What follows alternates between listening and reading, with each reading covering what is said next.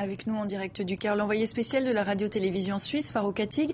Bonjour Farouk. Les partisans du président déchu, Mohamed Morsi, appellent à de grandes manifestations quotidiennes. Ça n'a pas été le cas hier.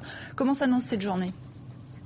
Eh bien, écoutez, en tout cas, avant de vous parler de la journée, je voudrais d'abord vous dire que c'est l'impasse aujourd'hui, parce que de ce pavé dans la mare, on l'a entendu dans le sujet qui a été lancé par le gouvernement, qui espère toujours trouver les moyens juridiques de dissoudre l'organisation politique qui avait porté Mohamed Morsi au plus haut de l'État.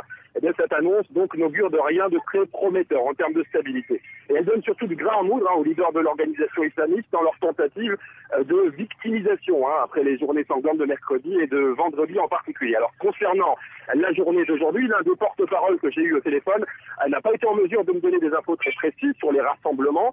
Il y en aura, m'a-t-il dit hier soir, mais sans rentrer dans les détails. Il faut bien comprendre que les islamistes déçus s'articulent tous plus ou moins autour d'une organisation tentaculaire. Liberté et justice, c'est la vitrine politique de la confrérie, dont plusieurs hauts responsables sont poursuivis, comme c'est le cas toujours pour Mohamed Badi, toujours en fuite, et dont le procès s'ouvrira dans une semaine. Et vous avez aussi des militants de la base qui, selon à qui vous vous adressez, bien finissent par admettre à demi-mot que le retour de Morsi au pouvoir n'est plus vraiment une réalité. Ce que je peux vous dire en tout cas, selon ce qu'on vient de me dire à l'instant, c'est que les choses pourraient s'enflammer a priori dans la soirée avec, on le verra, plus ou moins d'éclat.